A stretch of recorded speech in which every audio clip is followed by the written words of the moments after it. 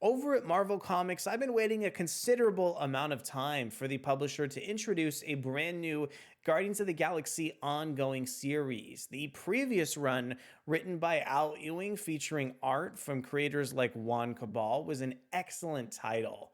And today, the publisher is finally looking to make good on that idea with the introduction of a new Guardians of the Galaxy title. This new series is interesting because it looks like it infuses a Western aesthetic with some of the characters, as well as showing off a new status quo over from Groot. But at the end of the day, I still don't think this series is connecting with me.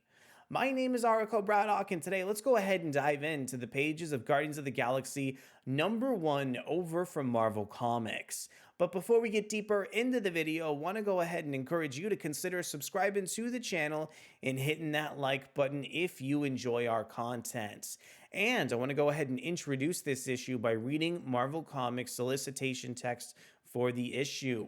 Who are the Guardians of the Galaxy? 1 year ago, the Guardians of the Galaxy were destroyed, their optimistic future shattered by the betrayal of one of their own. Now they ride the space lanes of a lawless corner of the galaxy, trying to outrun their tragedy. Can they rediscover their heroism and humanity on the bleakest frontier? Can they forgive the failures of the past, or will they fade into the dark, eternally unforgiven? Writers Jackson Lanzing and Collin Kelly team up with artist Kev Walker for a Guardian story that's like no other.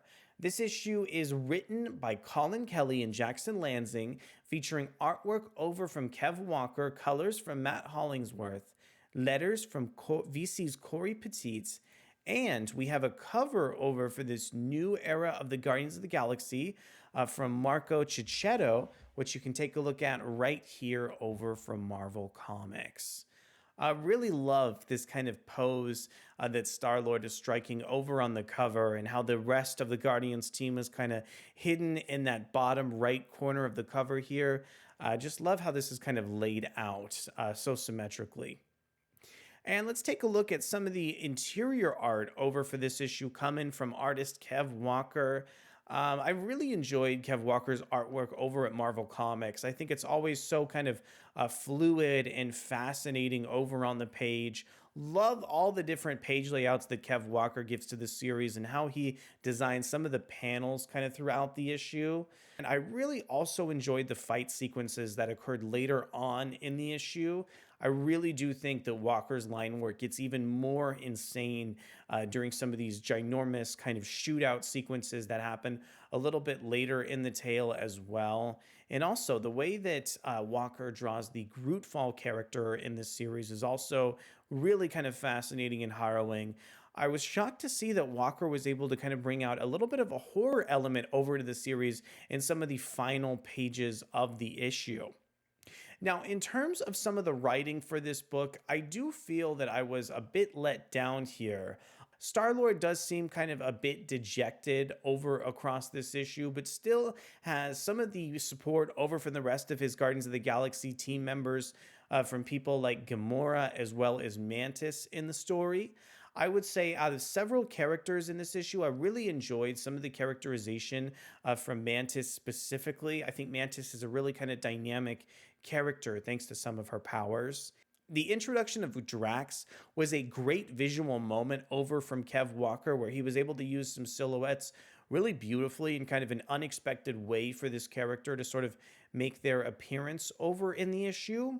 But overall, I did sort of find that the idea of this kind of Western aesthetic for the series did seem a little bit forced. It was hard to find the exact story reason that made it so that these characters were sort of dressing like this. Kind of similar to Spider-Man and Fantastic Four narrative elements, the publisher is trying to tease something, kind of hinting at the fact that there's a little bit of animosity between these different characters that's going to be resolved in future issues. But due to the fact that kind of so many Marvel comics are taking that story idea, I think that idea is really kind of frustrating for readers to sort of latch onto here.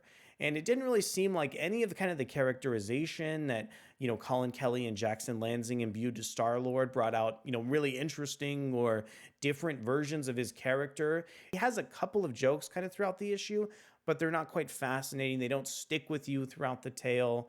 And overall, it just feels like everybody is a little bit muted, compared to some of the big reactions from some of the films, in this series. And overall, I just didn't find that, one singular hook that brought me into the title.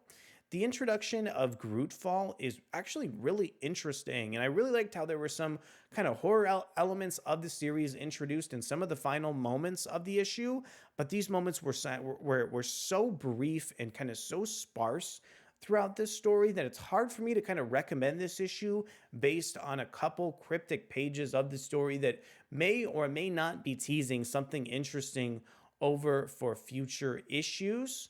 I did find too that the character of Gamora, I understand that this character is supposed to be a little bit kind of violent. I did find that her sort of push to violence in this issue almost bordered on some irony here, as kind of the character is sort of written as a trope instead of an actual character who, has thoughts and emotions here.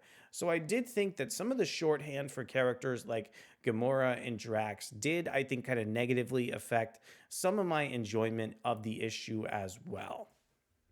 So, on the whole, I think this new Guardians of the Galaxy series is a bit of a mixed bag over from Marvel. I really want the publisher to prove to me why this kind of Western aesthetic for this title was the right choice. I want to see some of the rest of the Guardians characters outside of peterquill kind of emoting and gaining a personality instead of just kind of being cardboard cutouts and stereotypes of real people. That being said, I really did enjoy the kind of animated line that Kev Walker brought over to this series. I think his unconventional page layouts and candid facial expressions with a lot of these characters were just absolutely wonderful, and certainly don't put any of his contributions at fault over to the issue. Going forward here, I hope there's kind of more Marvel Universe elements introduced over to the series, and that we get kind of a linear, easy to explain reason for why the Guardians of the Galaxy are having this weird kind of tension, as well as some of these Western elements. And I want to see kind of that storyline with Groot captured to its fullest potential. I want to know from you, what are some of your thoughts over on this new Western theme for the Guardians of the Galaxy?